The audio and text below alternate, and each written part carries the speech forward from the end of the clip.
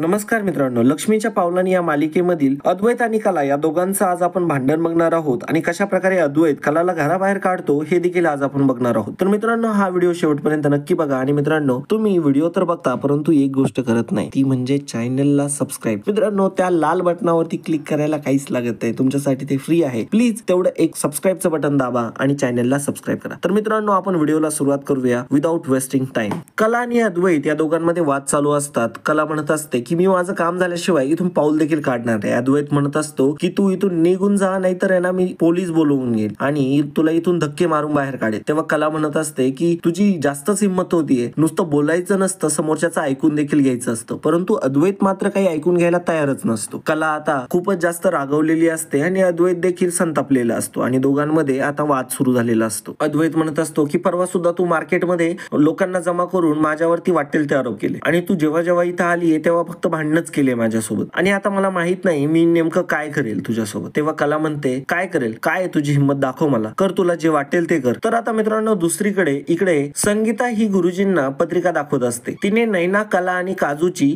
जन्मकुंडली दाखवलेली असते आणि ती त्यांचं भविष्य बघत असते. गुरुजी म्हणत असतात की मोठ्या मुलीच्या लग्नात मात्र फार अडथळे येणार आहे. संगीता म्हणत असते की गुरुजी तुम्ही नीट बघा ना. तेव्हा गुरुजी म्हणतात की खरे बाई, अहो मी व्यवस्थितच बघितलंय, तुमच्या मोठ्या मुलीच्या लग्नात अडथळे आहेत. तेव्हा संगीता देवी आईकडे जाते आणि तिला प्रार्थना करत म्हणते, अगं देवी आई, हे काय ऐकते मी, गुरुजी काय बोलताय, माझ्या नैनीच्या लग्नामध्ये अडथळे येणार आहे. आता संगीता पुन्हा गुरुजींकडे जाते आणि म्हणते तुम्ही मला फक्त एवढंच सांगा की माझ्या नैनीचं लग्न हे अद्वैत चांदेकरशीच होणार ना. तेव्हा गुरुजी म्हणतात की हे सर्व विधात्याच्या हातात आहे, त्यालाच माहिती तुमची नैनी कोणाच्या गळ्यात हार घालते ते. आता संगीताचं फारच टेन्शन वाढलेलं असतं. आता इकडे दुसरीकडे अद्वैत आणि कला दोघे भांडत असतात. अद्वैत म्हणत असतो की तू आता इथून निघणार आहे की मी काही करू. तेव्हा कला म्हणते की मी नाही निघणार, माझं जोपर्यंत काम होत नाही तोपर्यंत मी इथून पाय देखील काढणार नाही. मग अद्वैत कलाचा हात पकडतो आणि तिला बाहेर खेचत असतो. तेव्हा कला मोठ्याने म्हणते की नाही ना ताई. मात्र आता अद्वैत म्हणतो की ताई. आता अद्वैत जरा थांबलेला असतो परंतु त्याने काही कलाचा हात सोडलेला नसतो. तुम्ही यांच्याशी नातं का जोडताय, सांगा कोण आहे त्या. तेव्हा कला मात्र काही बोलत नसते. मग आता इकडे नैनाच्या मनामध्ये विचार चालू असतो की मला ज्या गोष्टीची भीती होती ना तीच गोष्ट झाली नेमकी, आता मलाच काहीतरी करावं लागेल. मग नैना तिथे येते आणि म्हणते की अहो अद्वैत, आज आपली पालखी निघणार आहे, तुम्ही कशाला आज वातावरण खराब करताय, द्या सोडून या लोकांना, कशाला यांच्या नादी लागताय. तेव्हा मात्र अद्वैत म्हणत असतो की परंतु ही तुमच्याशी नातं का जोडते 2-3 दिवसापासून, मी बघतोय बळच तुम्हाला ताई ताई म्हणून हाका मारते ती. तेव्हा नैना म्हणते की अहो असते सवय या मिडल क्लास लोकांना, द्या सोडून, त्याने काय इतका फरक पडतोय. कलाला मात्र फारच वाईट वाटत असतं. स्वतःच्या बहिणीने अशी ओळख करून दिल्यामुळे तिच्या मनावरती मात्र खूप मोठा आघात झालेला असतो. मग आता नैनाच्या सांगण्यावरून अद्वैत तिचा हात सोडतो आणि म्हणतो की तू मला रिस्पेक्ट करायला शिकवते, मला मॅनर शिकवते, तुझ्या डिक्शनरी मध्ये आहे का शब्द,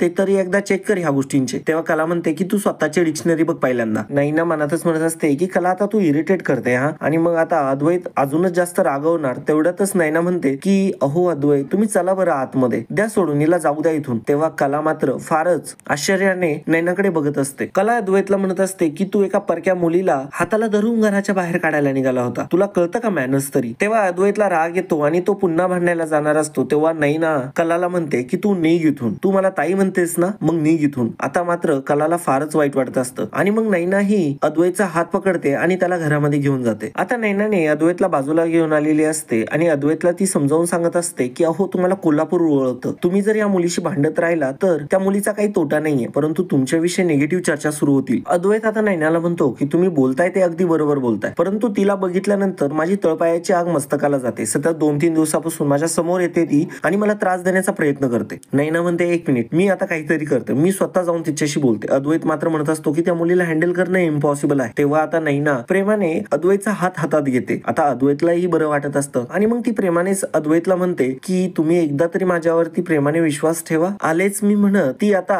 कलाकडे येते. आता कला तिथेच उभी असते आणि आता नैना तिथे आलेली असते. नैना आल्या कला म्हणत असते की काही बोलला नाही ना तो तुला, किती बेशिस्त आणि बेजबाबदार माणूस आहे तो. नैना म्हणत असते की अगं तू पहिल्यांदा आवाज कमी कर बरं, आणि कुठं आहोत आपण, काय बोलतोय याचं तरी भान ठेव जरा. आता दोघींमध्ये बोलणं सुरू झालेलं असतं आणि आता नैना कलाला घरी काढून देत असते. कला म्हणत असते की मला फक्त इतकं विचारायचं होतं, तो तुला काही बोलला तर नाही ना, तो तुझ्याशी काही वाईट वागला तर नाही ना. श्रीमंत माणसे खूपच वाईट असतात आणि ते आपल्यासारख्या लोकांना फारच त्रास देतात. तेव्हा नैना ही कलाला म्हणत असते अगं ती पण माणसंच आहे, ती काय मला खाऊन नाही येणार आहे. आणि हे बघ तुझं कानातलं सापडलंय मला, जास्त बघ करू नको, आता तू इथून निघून जाय बरं, तुला ना अजिबातच मॅनर्स नाहीये, कुठं काय बोलावं कसं बोलावं. आता मात्र कला नैना काय बोलते हे विसरून जाते आणि तिला ते कानातलं सापडलेलं असतं, याच गोष्टीचा फार आनंद झालेला असतो. आता अद्वैत तिकडे एकटाच असतो आणि तो विचार करत असतो की इतका वेळ का घालवते ही भांडणांमध्ये. आता तेवढ्यातच अद्वैतची आई तिथे येते आणि आई विचारत असते की ती नैना कुठे. तेव्हा अद्वैत ह्या दोघींकडे बोट करतो आणि म्हणतो की ती भांडण करते. आता अद्वैतची आई बघते आणि तिला दिसते ती कला आणि तिला आठवतं की कशा प्रकारे ती मूर्तीच्या वेळेस भांडली होती. आणि आता अद्वैतची आई विचारू लागते की ही पोरगी काय करते इथं. तेव्हा अद्वैत तिला सांगत असतो की ही भांडण करते, तिला दुसरे येतं तरी काय. अद्वैत आईला सांगत असतो की ती पुन्हा आपल्या घरामध्ये शिरण्याचा प्रयत्न करत होती आणि वाटेतच तिला सिक्युरिटी गार्डने थांबवलं आणि मग ती त्यांच्याशी भांडत होती. आता दुसरीकडे इकडे कलाच्या हातामध्ये नैना ते कानातलं देते आणि मग आता कलाला देखील आनंद होत असतो. कला म्हणत असते की ठीक आहे चल आता आपण निघूया इथून, मी तुला घरी ड्रॉप करते. नैना म्हणत असते की मी कुठेही जाणार नाहीये, मला असे मॅटर मध्यातच सोडून जायला आवडत नाही, मी ते सगळे सॉल्व्ह करून येते. तेव्हा कला म्हणते की ठीक आहे मग मी इथंच थांबते तुझा वेट करत. तेव्हा मात्र नैना म्हणते